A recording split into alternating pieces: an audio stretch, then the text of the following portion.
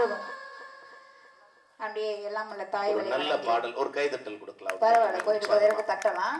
கொஞ்சம் உடம்பு சரியில்லை, அதனால கொஞ்சம் அட்ஜஸ்ட் பண்ணி கேட்டுக்கங்க. போறவங்களாம் டப்புன்னு போயிட்டு டப்புன்னு வந்துருங்க, சரிங்களா? உண்மையாகவே சொல்ல போனா நம்ம சக்தி பாளையத்தினர் நம்ம மக்களுடைய அருமையும் பெருமையும் பத்தி அண்ணன் நிறைய சொன்னாங்க.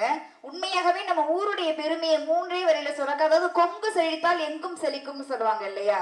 காசால படியளந்தா கையிரண்டு போதாதுன்னு நெல்லால படியளந்தா நேர கொஞ்சம் ஆகும்னு வந்தவங்களுக்கு வயிறார சோறு போடக்கூடிய சொற்கு பூமியில என்ன பேசுறோங்கிறதே வரம் இல்லையா? உங்க ஊருக்காக நீங்களே நல்ல ஒரு கைத்தறி கொடுத்துருங்க, நல்லா தட்டுங்க. நல்லா கொட்டாவி கெட்டாவி வர நேரத்துல அந்த அப்பாவி வேற எழுப்பிட்டு வச்சிருக்காங்க. கொட்டாவி கெட்டாவி வீட்டுலதான் கடைசி பிள்ளையா போனாலும் மேலையே கடைசியாவே எழுப்பிடுறீங்க எப்ப பார்த்தாலும். என்ன சார் தலைப்பு கொடுத்தீங்க? இப்ப புதிய பாடலா பழைய? அந்த கால பாடலா இந்த கால பாட்டா? அந்த காலத்துல எல்லாம் நல்லா இருந்துச்சு, அந்த காலத்துல எல்லாம் நல்லா இருந்துச்சு. அந்த காலம் சொல்லாதீங்க, அதெல்லாம் நொந்த காலம்னு வேணா சொல்லுங்க. வந்து அங்க இருந்து நின்னுட்டு என்ன தாத்தா தாத்துன்னு ஆத்திட்டு போய் உட்கார்ந்து இருக்காங்க. எப்ப பாரு புலம்பல். இதை வேற அக்கா சொல்றாங்க, ஒரு பொண்ணு சிரிச்சா அப்படியே காவேரி பொங்குமா. எங்க யோகா தரிசனம் வந்து சிரிக்க சொல்லுங்க. காவேரி பொங்குதான்னு பாப்போம். தமிழ்நாட்டுல கொண்டு வாங்க. நான் பாண்டிச்சேரி ஸ்டேட், எங்க ஊர்ல பீரே பொங்கும். சும்மா வந்துட்டு நான் என்ன கேக்குறேன்னா, இன்றைய கவிஞர்கள் நாங்கெல்லாம் பாட்டு எழுதுறோம் அப்படின்னாக்கா அதுல நல்ல பொய் நிறைய இருக்குன்னு எங்களுக்கு தெரியுங்க. ஏன் தெரியுமா? பொய் சொல்லி கூட காதலிங்க, பொய்யா காதலிக்காதீங்கன்னு தான் நாங்க சொல்றோம். அதையும் உங்களுக்கு ஏத்துக்க முடியல. அந்த பாடலை கேட்டு ஒரு புருஷன் முன்னாடிக்குள்ள ஒரு குடும்பத்துக்குள்ள சந்தோஷம் வந்தா அதுதானங்க பெருசு. அதை விட்டுட்டு எப்ப பாரு அந்த காலத்துல வாழ்ந்தோம், அந்த காலத்துல நாங்க கஷ்டப்பட்டோம், அந்த காலத்துல நாங்க பாடுபட்டோம், எப்ப ஏன் இந்த புலம்புல? உனா வாய தந்துடுறேன். அந்த காலத்துல நாங்க எப்படி வாழ்ந்தோம் தெரியுமா? அந்த காலத்துல பவுனு 10 ரூபா தான் வித்துச்சு தெரியுமா? எத்தனை பவுன் வாங்கி சேர்த்து வச்சிருக்கீங்க? அந்த காலத்துல ஏக்கர் 100 ரூபா தெரியுமா? எத்தனை ஏக்கர் வாங்கி சேர்த்து வச்சிருக்கீங்க? அந்த காலத்துல நாங்க எல்லாம் நடந்தே பள்ளிக்கூடத்துக்கு போனோம். உங்க தலையெழுத்து நீங்க நடந்து போனீங்க. எங்க ஏசி பஸ் விட்டுருக்கிறது இந்த காலத்துலதான், ஓசி பஸ் விட்டுருக்கிறது எந்த காலத்துலதான்? எங்களுக்கு என்னன்னு கேக்குற, கையை தட்டுக்கு அதுல எல்லாம் வாடகை பூரா இந்த காலம், சப்போர்ட் பூரா அந்த காலத்துக்கான்னு கேக்குறேன். அந்த காலத்துல நாங்களாம் தெருவிளக்கு வெளிச்சத்திலேயே படிச்சோமே. அன்னைக்கு கரண்ட் இல்ல, நீங்க படிச்சீங்க. நீங்க பாருங்க, இத்தனை லைட் இருக்கப்போ நான் போய் தெருவில் உட்காந்து படிச்சேன். நான் லூசா? நான் என்ன கேக்குறேன், அந்த காலத்துல ஒரு இட்லிக்கு வக்கு இருந்துச்சாங்க. ஒரு இட்லி சாப்பிடணும்னா தீபாவளி வரைக்கும் வெயிட் பண்ணணும். ஒரு இட்லி சாப்பிடணும்னா பொங்கல் வரைக்கும் வெயிட் பண்ணணும். அதுலயும் பாத்தீங்கன்னா ஆட்டா உட்காந்து ஆட்டாங்கல்ல உட்காந்து ஆட்டிட்டு இருப்பாங்க. என் பெரியவன் இங்க வா 2 சுத்து சுத்திட்டு போ, உனக்கு 2 இட்லி. என் சின்னவன் இங்க வா 2 சுத்து சுத்திட்டு போ, உனக்கு 2 இட்லி. அதுலயும் ஆட்டா ஆட்டிக்கிட்டே இருக்கும்போது அதுக்கு மூக்குச்செடி வரும், அதையும் சீந்தி அதுலயே போட்டு ஆட்டிட்டு இருக்கும். மூக்குச்செடி இட்லி தின்னுட்டு என்ன உங்களுக்குலாம் பகுமானம் இங்க இருந்து? ஒரே நிமிஷமா, நீங்க சொன்னதை இந்த மன்றம் ஏற்கிறது, நிறைய பேர் ரசிச்சாங்க. ஆனா தீபாவளிக்கும் பொங்கலுக்கும் இட்லி சாப்பிட்ட போது கிடைத்த சுகம் ஒவ்வொரு நாள் காலையிலும் இட்லி சாப்பிடும் போது கிடைக்கவில்லை என்பதுதான் சத்தியமான உண்மை. ஆயா கையால, அப்பத்தா கையால ஆட்டுக்கல்ல ஆட்டி இட்லி சுட்ட போது இருந்த பதம் இன்றைக்கு குக்கரில் வேகிற இட்லியில் கிடைக்கவில்லை என்பதுதான் எல்லாருடைய வாதமாக. அன்னைக்கு உங்க ஆயாவுக்கு வேற வேலை இல்ல, வீட்டுல உள்ள ஆடு மாடை மேய்ச்சாக, கூட சேர்ந்து தாத்தாவையும் மேய்ச்சாக, வீட்டுல உள்ள வேலையை பார்த்தாங்க. இன்னைக்கு நாங்க வீட்லயும் வேலை பார்க்கறோம், வெளியிலயும் வேலை பார்க்கறோம், என் மாமியார் பெத்ததையும் வளர்க்கறோம், நாங்க பெத்ததையும் வளர்க்கறோம். எல்லாருக்கும் வேலை இல்ல நினைச்சிட்டீங்களா? அப்புறம் பதமா வரல எதமா வரல அப்படின்னாக்கா திங்க தெரியுது இல்ல? கூட சேர்ந்து வேலை பார்த்ததா என்னன்னு நான் கேக்குறேன். எப்ப அந்த காலத்துல நாங்களாம் 13 வயசுல கல்யாணம் பண்ணோம், பெரிய பெருமை. 13 வயசுல கல்யாணம் பண்ணி நீங்களாம் போய் அங்கிள் ஆயிட்டீங்க. இளைஞன் ஒரு வாழ்க்கையை வாழலைங்க. ஆனா இன்றைய கால இளைஞர்கள் எப்படி தெரியுமா? வீட்டுல 20 வயசுல 20 வயசு 25 வயசுல கூட பிறந்த அக்காவோ தங்கச்சியோ கல்யாணமாகாம இருக்காங்க அப்படின்னாக்கா அவங்களுக்கு ஒரு வாழ்க்கை துணையை ஏற்படுத்தி கொடுத்துட்டுதான் எனக்கு ஒரு வாழ்க்கையை தேடிப்பேன்னு சொல்லக்கூடிய லட்சியம் மிகுந்த இளைஞர்கள் வாழக்கூடிய காலம் இந்த காலம் இல்லையா? ஒரு கைதட்டல் கூட. எத்தனையோ அப்படிப்பட்ட இளைஞர்கள் இருக்காங்க. உண்மை. இதுல வேற அந்த காலத்துல அண்ணன் மஞ்சள் வந்து பேசிட்டு போனப்ப எங்க தாத்தா 14 புள்ள பெத்தாரு. என்ன வேலை பார்த்தாரு? இதே வேலையா வந்து பிரிச்சிருக்காரு கலவர். 14 புள்ள பெத்தாரு. அவங்க பழைய பாட்டுல இத்தனை விஷயம் இருக்குன்னாங்க. சொல்றேன் சார், நான் என்ன சொல்றேன், நீங்க பாடுற பாட்டுல அவங்க தெரிக்கணும். தெரிப்பாங்க இருங்க. அது நாங்க என்ன சொல்றோம்னா தெரிக்கணும்லாம் அவசியம் இல்ல, பாட்டை கேட்டா ரசிக்கணும், அவ்வளவுதான். நான் என்ன சொல்றேன்னா 14 பிள்ளைய பெத்து பாட்டியும் தாத்தாவும் சந்தோஷமா இருந்தாங்க. அந்த 14 சந்தோஷமா இருந்துச்சா? மூத்த பிள்ளைக்கு போட்ட டவுசரை தான் 14வது பிள்ளைக்கு போட்டு விட்டீங்க. அது நஞ்சு போய் இத்து போய் அருணாக்குடியில தூக்கி மாட்டிக்கிட்டு கிங்கினி மிகின்னு ஆட்டிக்கிட்டு இருந்துச்சு. இதெல்லாம் ஒரு சந்தோஷமா? நீங்க சொன்ன மாதிரி அந்த காலத்துல நிறைய நாங்க பாரம்பரியமான டவுசர். என்ன ஓட்ட டவுசர் உங்களுக்கு பாரம்பரியம் வேற கேக்குதாக்கும்? ஏங்க நாங்க கருத்தே கேட்கலங்க. நாங்க என்ன சொல்றோம்னாக்கா ஒரு பாட்டு கேட்டாலும் படம் பார்க்க எதுக்காக போறோம்? வீட்டுல உள்ள அத்தனை கஷ்டத்தையும் மறந்துட்டு ஒரு பாட்டை கேட்கறோம் அப்படின்னாக்கா நிம்மதிக்காக போறோம். இன்னைக்கு திருக்குறள் கொடுக்காத கருத்தை, நாலடியார் கொடுக்காத கருத்தை அந்த பாட்டை கேட்டுதான் நாங்க அந்த கருத்தை தெரிஞ்சுக்கணுமான்னு நான் கேட்கிறேன். ஒரு படம் பார்க்க போறோம், ஒரு பாட்டை கேட்க போறோம்னா சந்தோஷமா என்ஜாய் பண்றதுக்கு தான் 2 மணி நேரத்தை செலவு பண்றதுக்கு போறோங்க. குறிப்பா சொல்லணும்னா ரேடியோவை கண்டுபிடிச்சது வேணா மார்க்கோனியா இருக்கலாம், அதை கேட்க வச்சது இசைஞானின்னு சொல்லுவாங்களா. அந்த இசைஞானியுடைய பாடலை கேட்டோம் அப்படின்னு சொன்னாலே மனசு அப்படியே ரெக்க கட்டி பறக்குங்க. சமீபத்துல இளையராஜா அவர்களோட பாத்தீங்கன்னா ஒரு பேட்டியில வந்து சொல்லி இருப்பாரு, என்னுடைய ஒரு பாட்டு, அதாவது இரவு நேர பயணங்கள்ல என்னுடைய ஒரு பாடல் அந்த வண்டியை ஓட்டக்கூடிய அந்த ஓட்டுநரை வந்து தூங்காம ஓட்ட வைக்குது, அதுல பயணிக்கக்கூடிய பயணிகளை நல்லா உறங்க வைக்குதுன்னு சொன்னாக்கா ஒரு பாடல் எத்தனையோ விஷயங்கள் கொடுக்குதா இல்லையா. அழகா அந்த அன்பு, அந்த காதலை பத்தி கடலோர கவிதைகளை கொடுத்திருப்பார்ல. அடியா தானே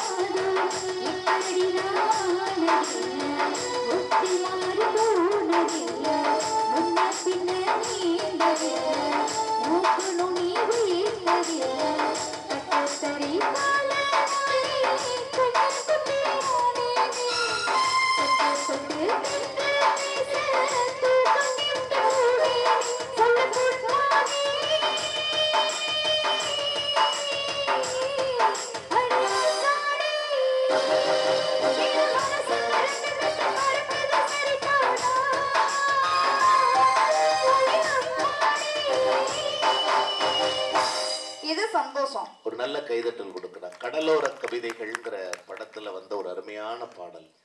உண்மையாவே சொல்லணும்னா அன்னைக்கு பாத்தீங்கன்னா ஒரு பொண்ணு பார்க்க போகணும்னு சொன்னா கூடவே பாத்தீங்கன்னா வயசான பாட்டியை கூட்டு போவாங்க. பாட்டி சொல்லு, பொண்ணுக்கு ஆட தெரியுமா, பாட தெரியுமா, ஓட தெரியுமா, ஏன் ஒலிம்பிக்ல ஓட விட போறீங்களா, பொண்ணு கிளி மாதிரி இருக்கணும், ஏன் ஜோசியம் பார்க்க போறீங்களா, பொண்ணு சுண்டி விட்டா ரத்தம் வரணும், அதுக்கு சொரி சருங்கு உள்ள பிள்ளையா பார்த்தா கல்யாணம் பண்ணணும்.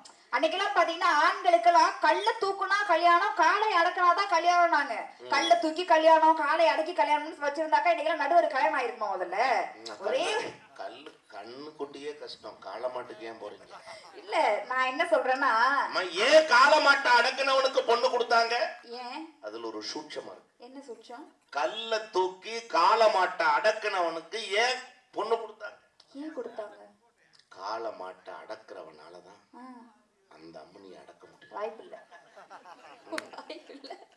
நான் என்ன சொல்றேன்னா, அன்னைக்கெல்லாம் பொண்ணு புடிச்சிருந்தா கல்யாணம் பண்ணது அந்த காலம், பொண்ணு புடிச்சிருந்தா கல்யாணம் பண்ணது அந்த காலம், பொண்ணுக்கு புடிச்சிருந்தாதான் கல்யாணங்கிறதுதான் எங்களுடைய இன்றைய காலம் சொன்னாக்கா, அந்த பொண்ணு அந்த மாப்பிள்ளை பொண்ணு பார்த்துட்டு போயிருக்காங்க அப்படின்னாக்கா எப்ப அந்த மன்னவர் நம்மள வந்து தேடி வருவார்னு சொல்லிட்டு குயில கூட நாங்க தூது விடுவோம் இல்லையா. அத்தை மகள் கொண்டாட பித்து மனம் திண்டாட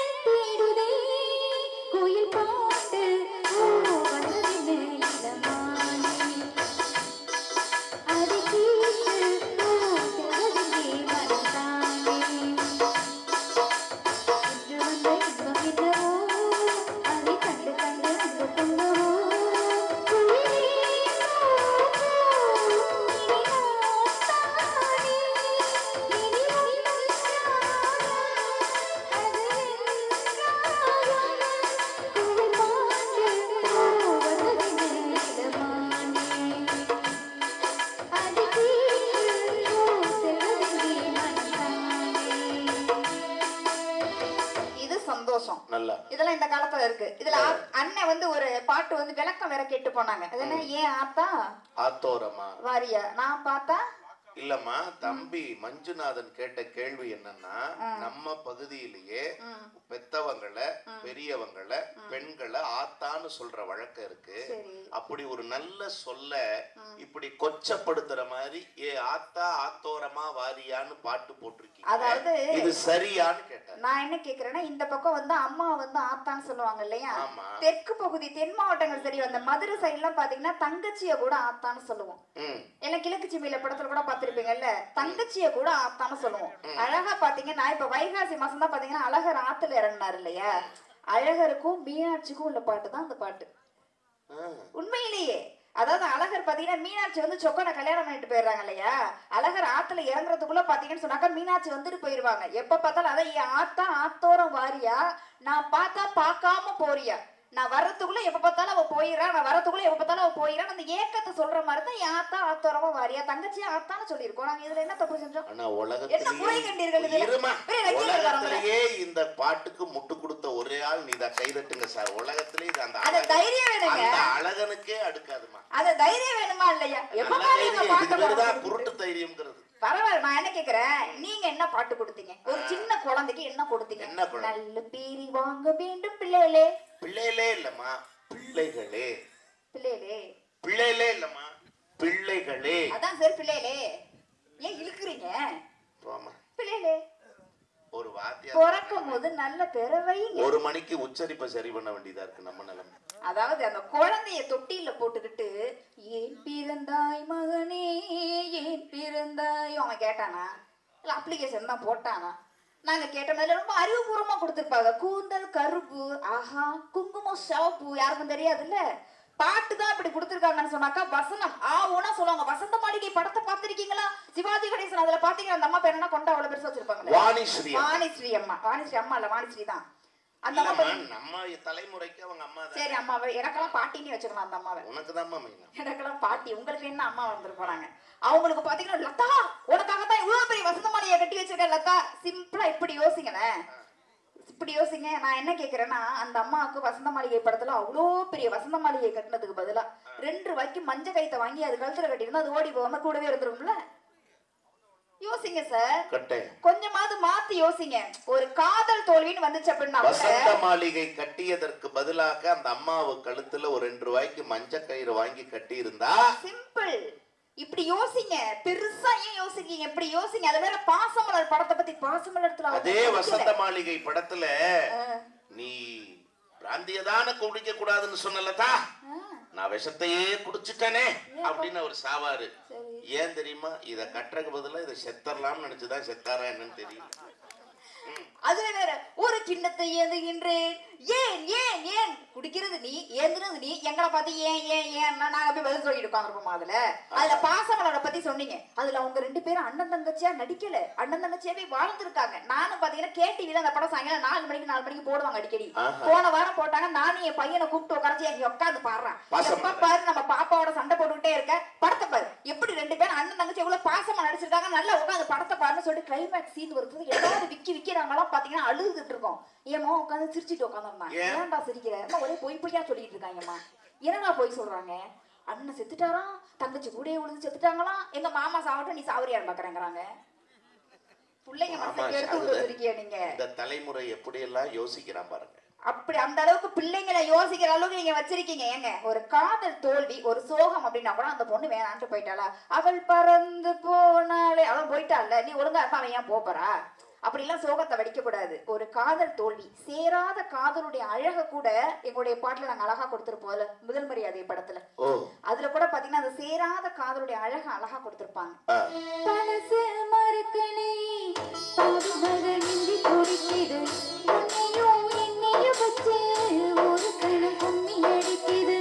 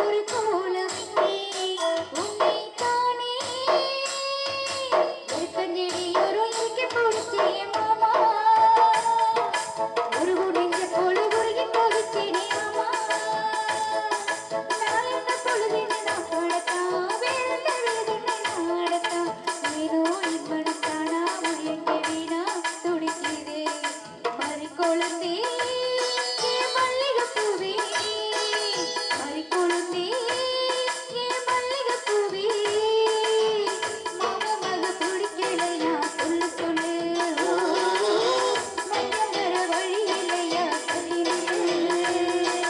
அத்தாவு தேடு அந்த ஆகாயத்தை போல அத்தாவு தேடு அந்த ஆகாயத்தை போல கட்டி கட்டி தூங்க கூடி கட்டியாட ஆத்திர மீன் பிடிக்க கணக்கு தலது வட்ட அத்தாவு தேடு அந்த ஆகாயத்தை போல அத்தாவு தேடு. இந்த மாதிரி நிறைய பாடல்கள் இந்த காலகட்டத்திலே நாங்க கொடுத்திருக்கோங்க. சபாஷ். அதாவது அன்னைக்கெல்லாம் ஒரு வீட்டுல ஒரு குழந்தை குறைவுள்ள குழந்தையா பிறந்துருச்சு அப்படின்னாக்கா முடவனுக்கு கொம்பு தேன் மேல ஆசையான்னு சொல்லி அந்த பிள்ளைய வீட்டுக்குள்ளேயே முடக்கி வச்சாங்களா இல்லையாங்க. ஆனா இன்னைக்கு காலகட்டத்துலதான் பாரு தங்கம் நீ மாற்றுத்திறனாளி கிடையாது தங்கம், இந்த உலகத்தையே மாற்றக்கூடிய திறனாளி நீதான்னு சொல்லிட்டு ஒரு மாற்றுத்திறனாளி கூட இந்த காலத்தை பொற்காலமா மாற்றி கொடுத்தது எங்களுடைய பொற்காலத்துல வந்தது பாட்டுக்காரன். ஊனம்னா எது தெரியுமாங்க? ஊனம் உடம்புல வரக்கூடியது ஊனம் கிடையாதுங்க, மனசுல இருக்கக்கூடியதுதாங்க ஊனம் சொல்லிட்டு அழகா கொடுத்திருப்பாங்கல்ல. கஞ்சப்பையே எல்லாருமே கையிருந்து ஊனம் அதை கண்டிருப்போம் நாமும் நீங்க யார பார்த்த ஊனம் என்ன சொல்லுங்க. கடன் கொடுத்தவ எதிரவன் தான் கடப்பட்டவ ஊமை இதை கண்டிருப்போம் நாம ஏங்க வாயிலாத ஜீவங்களை இருங்கோ.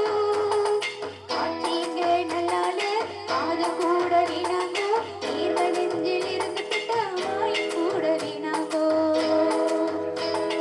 ஊனம் என்னடா ஊனம், அது ஞானத்தான வேணும், அந்த ஞானம் வர வேணும்னா மனசு மாற வேணும். ஊனம் ஊனம் ஊனம் இங்கே ஊனம் யாருங்கோ, உடம்பில் உள்ள குறைகள் எல்லாம் ஊனம் இல்லைங்கோ. சொன்னாங்களா இல்லையாங்க?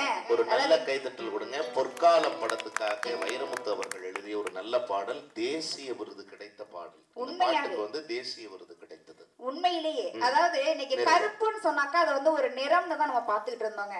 ஆனா ஒரு கருப்பா இருந்தா கூட அதை கூட ரசிக்கலாம். அந்த கருப்பை கூட பாத்தீங்கன்னு சொன்னாக்கா அந்த நிலாவோட ஒப்பிட்டு என் புருஷன் எல்லாம் பாத்தீங்கன்னு சொன்னாக்கா கருப்பா தான் இருப்பாரு. அது கொஞ்சம் நஞ்ச கருப்பு எல்லாம் கிடையாது.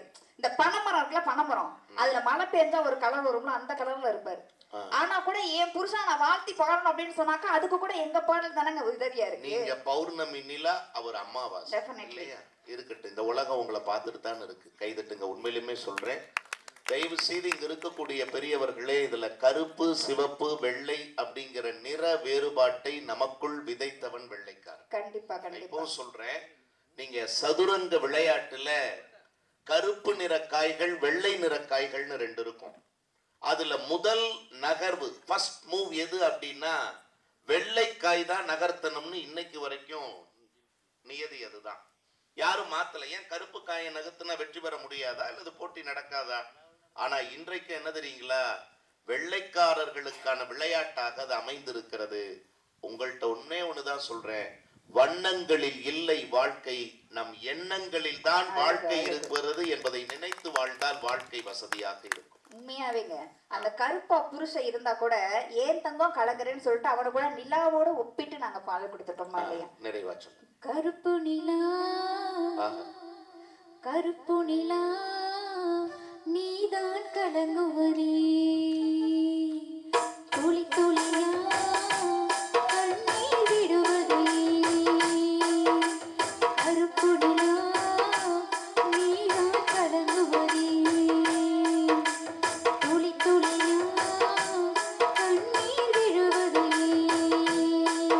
இனமானே மாங்குயிலே ஓ மனசுல என்ன குறை, ஆத்தா போலிருப்பே இந்த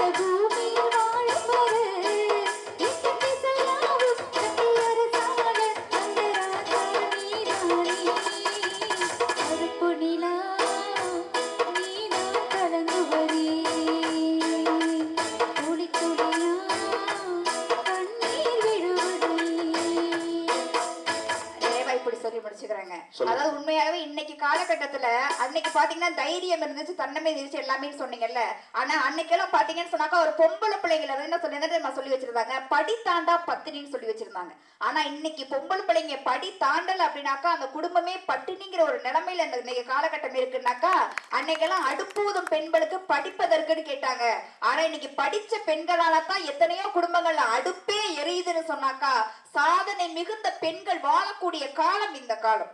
அதுக்கு உதாரணமா சொல்லணும்னா 9 மாசம் கருவறையில இருந்த மாதிரி விண்வெளியில் இருந்து தலை பிரசவத்துக்கு பதிலாக தரை பிரசவமா வந்து இறங்கிய என்னுடைய சுனிதா வில்லியம்ஸ் கூட இருக்காங்கல்ல. அவங்களுக்கு பாத்தீங்கன்னா 1000 கஷ்டங்கள் வரும், மனுஷன பிறந்தாக்கா 1000 பிரச்சனைகள் வருங்க. ஆனா அந்த உள்ளம் என்னைக்குமே உடைந்து போக கூடாது. நாங்க இன்றைய கால கவிஞர் கொடுத்த பாடலத்தான் சிங்கப்பூர்ல உள்ள ஒரு பாட புத்தகத்துல கூட பாடமா கொடுத்திருக்காங்கன்னு சொன்னாக்கா, உள்ளம் ஒவ்வொரு விடியலுமே சொல்கிறதே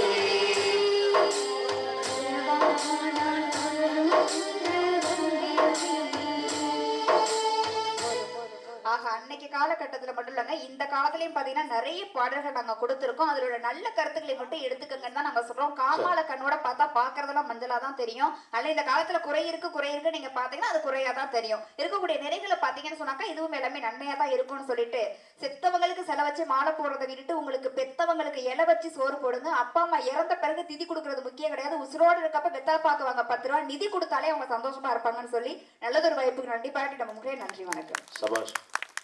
உண்மையிலுமே இந்த கைதட்டல் கேட்காமலேயே உங்களுக்கு கிடைத்ததென்றால் இந்த சபைக்கு எது தேவையோ அதை கொடுத்திருக்கிறீர்கள். ஒரு கைதட்டல் கொடுங்க. உண்மையிலுமே சுனிதா வில்லியம்ஸையும் சொல்லியிருக்கீங்க, மாற்றுத்திறனாளிகள் குறித்தும் பேசியிருக்கீங்க. இதுதான் இந்த சபைக்கான கருத்து என்பதை அறிந்து பேசிய யோகதர்ஷினிக்கு இன்னும் ஒரு பலத்த கைதட்டலை கொடுக்கலாம். ஒரு 5 நிமிடத்தில் உங்கள் வீட்டினுடைய பிள்ளையாக இருந்து ஒரு அறவுரையை சொல்ல நான் ஆசைப்படுகிறேன். ஏன்னா பெரியவர்கள் அமர்ந்திருக்கிற மேடை, இன்னும் மெத்த படித்தவர்கள் அமர்ந்திருக்கிற மேடை, ஒரு கண்ணியமான மேடையாக எங்கள் வசம் ஒப்படைத்திருக்கிறீர்கள் சக்திபாளையத்துல. இதுல உண்மையாகவே இந்த பட்டிமன்றம் வெற்றி அடைந்ததாகவே நாங்கள் கருதுகிறோம். உண்மை என்றால் ஒரு கைதட்டல் கொடுங்க. ஏன்னா எங்களுக்கு பெரிய நான் ஜெயா தொலைக்காட்சியில பார்த்தீங்க அப்படின்னா பட்டிமன்ற பேச்சாளராக இருக்கேன். ஒவ்வொருத்தரும் கலைஞர் தொலைக்காட்சி, சன் தொலைக்காட்சி, இன்னும் பார்த்தீங்க அப்படின்னா பல தொலைக்காட்சிகள் இருக்காங்க. இங்கிருந்து வந்து பேசுறவங்க எல்லாருமே இந்த தொலைக்காட்சி படப்பிடிப்பு எங்க நடக்கும்னா, நான் மனதின் ஆழத்தில் இருந்து சொல்லுகிறேன் அன்பிற்குரியவர்களே, இந்த படப்பிடிப்பு எல்லாம் எங்க நடக்கும்னா கலைவாணர் அரங்கம், காமராஜர் அரங்கம் முதலிய நல்ல ஏசி வசதி செய்யப்பட்ட அரங்கங்களில் தான் நடக்கும். அங்க உட்கார்ந்து எப்படி கேட்பாங்க தெரியுங்களா? பாப்கார்ன் சாப்பிட்டுட்டு, ஐஸ்கிரீம் சாப்பிட்டுட்டு, கூல்ட்ரிங்க்ஸ் குடிச்சிட்டு, ஏதோ உட்கார்ந்துட்டமே அப்படின்னு அப்படி கால் மேல கால் போட்டு உட்கார்ந்துட்டு அப்படியே பார்ப்பாங்க, கேட்பாங்க. அவர்கள் மத்தியில் பேசுவதைத்தான் நாங்கள் பெருமை என நினைத்து கொண்டிருந்தோம். இல்லை இல்லை, சக்திபாளையம் போன்ற புண்ணியமான கிராமத்து மண்ணில் பேசி ஜெயிப்பதுதான் பெருமை என்பதை நீங்கள் எங்களுக்கு உணர்த்தி இருக்கிறீர்கள் என்று சொன்னால், எனக்கு தெரிஞ்சு கேஜி மருத்துவமனையினுடைய பொறுப்பு மருத்துவர், நிர்வாக மருத்துவர் உங்களுக்கு தெரியும், பக்தவத்சலம், டாக்டர் பக்தவத்சலம். நிறைய அவருடைய வீடியோ நீங்க பார்க்கலாம். திடீர்னு மாரடைப்பு வந்துட்டா என்ன பண்ணலாங்கிறதுக்கு ஒரு 3 மாத்திரைகள் அவர் எப்பவுமே சொல்லுவார். லோடிங் டோஸ்ன்னு நீங்க எந்த மருத்துவமனைக்கு எந்த மெடிக்கல் ஷாப்புக்கு வேணாலும் போய் கேளுங்க. தயவு செய்து 45 வயதை கடந்தவர்கள் இந்த பட்டிமன்றத்தின் மூலமா நான் சொல்றேன், லோடிங் டோஸ்னு ஒரு 3 மாத்திரை கொடுத்துருப்பாங்க. அதை பேக் பண்ணி மொத்தமா ஒரு 40 ரூபா தான் வரும் அந்த 3 மாத்திரை. ஏதாவது ஒரு மாதிரி திடீர்னு ரொம்ப தாங்க முடியாம நெஞ்சு வலிக்குதுன்னா மருத்துவர்கிட்ட போறக்கு ஒரு 1/2 மணி நேரம் ஆகும்னா அந்த 3 மாத்திரையை போட்டுட்டீங்கன்னா உயிர் காக்கப்படும் என்பதுல எந்த விதமான மாற்று கருத்தும் இல்ல. லோடிங் டோஸ் அப்படின்னு பேர் இருக்குங்கய்யா, மருந்து கடையில் இருக்கு. அவர்கிட்ட ஒரு முறை நான் பேசும்போது, ஒரு நிகழ்ச்சிக்காக பேசும்போது, ரொம்ப தூக்கம் முழிப்பீங்களோ அப்படின்னார். ஆமாங்க சார், எங்க தொழிலே அதுதானே, இரவுகள் தோறும் கண் விழிப்பதுதான் எங்களுடைய தொழில் அப்படின்னு. உடனே அவர் சொன்னார், அப்படின்னா ஆயுசு கம்மி தெரியுமான்னார். உண்மை, எனக்கு ஒரு நிமிஷம் அதிர்ச்சி ஆயிடுச்சு. அப்படின்னா ஆயுசு கம்மி தெரியுமா? இங்க மரியாதைக்குரிய போக்குவரத்து கழகத்தினுடைய ஓட்டுநர் அண்ணன் அவர்களும் நடத்துகிற அண்ணன் அவங்களாம் வந்திருக்காங்க. நிகழ்ச்சி கேட்கணுங்கிறதுக்காக வந்திருக்காங்க. அவங்களும் கண் விழிச்சுட்டு தான் இருக்காங்க. இன்னும் எத்தனையோ தொழிலாளர்கள், நாங்க மட்டும் இல்லை, கண் விழித்து உழைக்கிறவர்கள் இருக்காங்க. அப்ப நான் அவர்கிட்ட சொன்னேன், என்ன சொன்னீங்க சார் அப்படின்னா, உங்கள் ஆயுள் குறையுமே, எனக்கு கண் விழிச்சா ஆயுள் குறையுமே. சராசரி மனுஷன் 8 மணி நேரம் தூங்கணுமே, நீங்க தூங்குறது இல்லையே. இல்ல சார், அடுத்த நாள் நீங்க தொடர்ச்சியா 10 மணி நேரம் தூங்கினாலும் அந்த முதல் நாள் தூக்கத்தை என்ன பண்ண முடியாது, ஈடு செய்ய முடியாது சார் அப்படின்னார். ஆனா நான் ஒண்ணு சொன்னேன், அப்படியே அசந்துட்டார். என்ன தெரியுங்களா? உண்மைதான் சார், ஒரு நாள் தூக்கம் விழிக்கிற போது எங்கள் ஆயுள் காலம் குறையும் என்பது உண்மைதான். ஆனால் எங்களுக்காக கீழிருந்து கேட்கிற மக்களும் தூக்கம் விழித்து கைதட்டுகிறார்கள் பாருங்கள். அந்த கைதட்டல் ஒளி எங்கள் காதில் இருக்கும் வரை எங்கள் ஆயுள் ஒரு நாளும் குறையும் சார். நீங்க ஒரு நடத்துனர், ஒரு ஓட்டுநர், அவங்க ஓட்டி பத்திரமா கொண்டு போய் எல்லாரும் தூங்குகிற போது அவர்கள் விழித்திருந்து பத்திரமாக கொண்டு போய் ஊர் சேர்க்கிறார்களே, அந்த ஓட்டுநருக்கும் அந்த நடத்துனருக்கும் அத்தனை பேரையும் கொண்டு போய் பத்திரமா இறக்கி விட்டுட்டோம்ங்கிற திருப்தியை அவர்களை வாழ வைக்கும் என்பதுதான் சத்தியமான உண்மை. நீங்க யோசிச்சு பாருங்க அந்த நிறைவு. இந்த பட்டிமன்றம் உண்மையா நான் சொல்றேன், நாங்க நல்லா பேசி ஜெயிச்சதா நான் நம்பலைங்க. சத்தியமா அந்த தாய் பாதத்திலிருந்து நான் சொல்றேன், நீங்கள் நன்றாக கேட்பதால் தான் இந்த பட்டிமன்றம் ஜெயித்து கொண்டிருக்கு. அதுதான் உண்மை. நீங்க கொட்டாய் விட்டு உட்கார்ந்து இருந்தீங்கன்னு வைங்களேன், எல்லாம் குப்புறப்படுத்திட்டு போய் முடியாது. ஆனா ஒண்ணு சொல்றேன், பழைய பாடலா புதிய பாடலா? ஒரே ஒரு 2 நிமிஷம், ஒரு 3 நிமிஷம் முடிச்சுட்டேன். 2 நிமிஷம். இவங்கள்ட்ட ஒரு பாட்டு, அவங்க கிட்ட ஒரு பாட்டு. ஏன்னா யாருன்னே தெரியாத பிள்ளைகள் நாங்க. உங்க ஊருக்கு வந்திருக்கோம். நீங்கள் கொடுக்கிற மரியாதையால் தான் எங்களுடைய மேடை ஜெயித்து கொண்டிருக்கிறது. என்ன தெரியுங்களா? ஒரு 2 விஷயம் நான் சொல்றேன். பழைய பாடல் நாங்க, புதிய பாடல் நாங்க. அன்றைக்கு கருப்பு வெள்ளை காலம், இன்றைக்கு கலர் வண்ண கோலம். நான் இல்லைன்னு சொல்லல. அந்த காலத்துக்கு இந்த காலத்துக்கு என்ன வேறுபாடு? மனசாட்சி வலியோடு ஒரு வார்த்தை சொல்றேங்க. அந்த காலத்துல எல்லாம் மரியாதை எப்படி வரும் தெரியுங்களா? பெரியவங்க உட்கார்ந்து இருக்காங்க, அங்க உட்கார்ந்து கேட்டுக்கிட்டு இருக்கீங்க எல்லா பக்கத்துலயும். எப்ப மரியாதை வந்தது? எப்படி வந்தது மரியாதை? ஐயா வந்திருக்காங்க, அண்ணா வந்திருக்காங்க, அப்பா வந்திருக்காங்கன்னு வயதை பார்த்து மரியாதை வந்தது அந்த காலம். ஆனால் இன்றைக்கு வசதியை பார்த்து மட்டும்தான் மரியாதை வருகிறது. அப்படின்னா இந்த காலத்திலும் சின்ன சின்ன குறைபாடுகள் இருக்கு, நம்ம இல்லைன்னு சொல்லிவிட முடியாது. ஆனா அந்த கால பாட்டு என்ன, இந்த கால பாட்டு என்ன? ஒரு வார்த்தை சொன்னாங்களே, ஒரு குடும்பம்ங்கிற ஒரு விஷயத்தை வச்சே நான் முடிக்கலாம்னு நினைக்கிறேன். ஏன்னா எல்லாரும் குடும்பங்களோடு உட்கார்ந்து ஒரு நிகழ்ச்சியை கேட்கறீங்க. கவியரசர் கண்ணதாசனுக்கு வாய்த்த மனைவி காது கேளாதவங்க. அந்த அம்மாவுக்கு காது கேட்காது. 25 ஆண்டுகள் அந்த அம்மாவோட வாழ்ந்தாருங்க. நல்லா கேட்டுக்குங்க. நம்ம மனைவி செய்த சமையல்ல கொஞ்சம் உப்பு பத்தலைன்னா உனக்கெல்லாம் அறிவில்ல என்று கோபத்துல கொப்பளிக்கிறோமே, காது கேட்காத அந்த அம்மாவோட 25 ஆண்டு காலம் வாழ்ந்த கண்ணதாசன். அந்த அம்மா பேரு பொன்னம்மாள். ஒரு கவிதை எழுதுறாருங்க ஆனந்த விகடன் இதழ்ல. தன் மனைவி பற்றி எழுதுகிறார். என்ன தெரியுங்களா கவிதை? பொன்னம்மா என் மனைவி, பொன்னம்மா என் மனைவி, பூமி என்னும் பொறையுடையாள். பொறைனா பொறுமைன்னு அர்த்தம். பூமி என்னும் பொறையுடையவள் சொல்றா. கவிதையில் எழுதுறார் கண்ணதாசன், பட்டகடன் கொஞ்சமல்ல பரிதவிப்பும் கொஞ்சமல்ல, பட்டகடன் கொஞ்சமல்ல பரிதவிப்பும் கொஞ்சமல்ல, அத்தனையும் தாங்கி இங்கு யாருக்காக வாழுகிறேன்? தத்தை இவள் என் மனைவி, தாலிக்காக வாழுகிறேன் என்று கண்ணதாசன் எழுதுனதோடு இல்லைங்க. இங்க இருக்கிற என் சகோதரர்களாகிய கணவன்மார்களிடத்திலே பணிவன்போடு ஒன்று கேட்கிறேன். தயவு செய்து உங்கள் மனைவியை ஒரு குழந்தையை போல பார்த்துக் கொள்ளுங்கள். ஏன் தெரியுங்களா? அப்பொழுதுதான் வயதான காலத்தில் அவர்கள் ஒரு தாயை போல நம்மை அவர்கள் பார்த்துக் கொள்வார்கள். அப்படின்னா அந்த வார்த்தைய, அந்த வாழ்க்கைய பழைய பாட்டுல சொன்னாருங்க. என்ன பாட்டு தெரியுங்களா? கொஞ்சமா கொடுங்க. 1000 மலரில் ஒரு மலர் நீயே, ஆலயமணியின் இன்னிசை நீயே.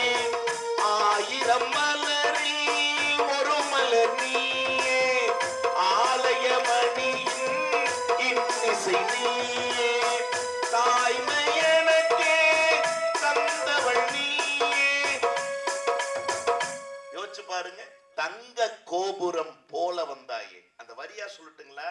பொன்னை விரும்பும் பூமியிலே என்னை விரும்பும் ஓர் உயிரே, நீ தங்கத்தை விரும்புபவள் அல்ல, என்னையே தங்கமாக தாங்குபவள் என்று ஒரு கணவன் மனைவியை நினைச்சு எழுதினான். சரி, இவங்க இன்றைய குடும்பத்துல அந்த மாதிரி பாட்டு இல்லையா? நான் ஒண்ணு சொல்றேன். புது புது அர்த்தங்கள்னு ஒரு படங்க. உண்மையிலுமே வாலி வேற மாதிரி எழுதியிருப்பாரு. என்னைக்குமே அப்படி ஒரு விஷயம் இருக்கு. வாலிபங்கள் ஓடும் வயதாக கூடும், ஆனாலும் அன்பு மாறாதது.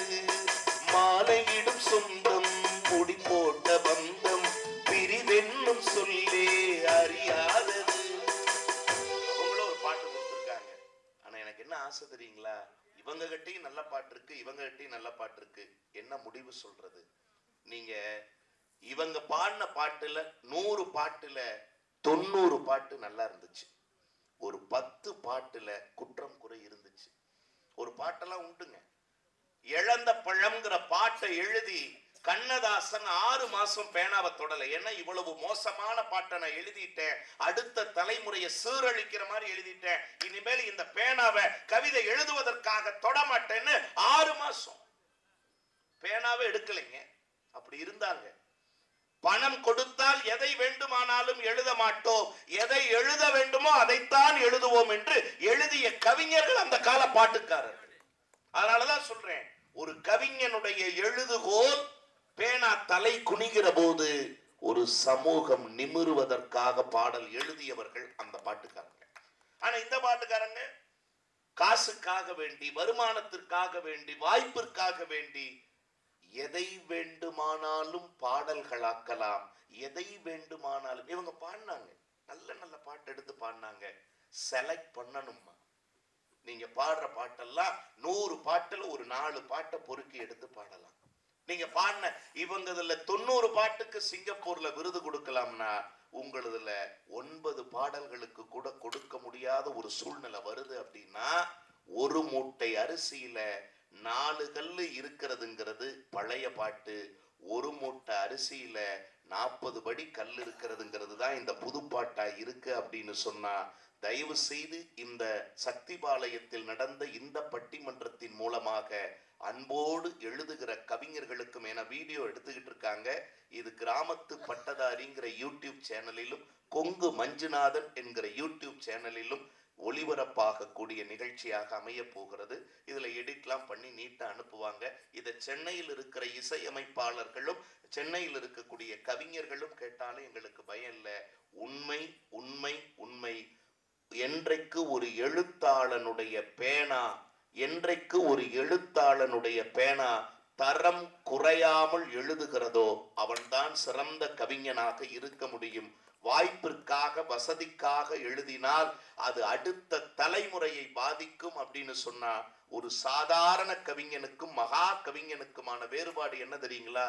தலைமுறைகளுக்காக எழுதுகிறவன் சாதாரணமான கவிஞன், அடுத்த தலைமுறைகளை படைக்கின்றபடி எழுதுபவன் தான் ஒரு மகா கவிஞன் என்று சொன்னால், அப்படிப்பட்ட மகா கவிஞன்களாக விளங்கிய அந்த கால கவிஞர்களே, பழைய பாட்டுக்காரர்களே என்றென்றைக்கும் நினைவில் நிற்கிறார்கள்.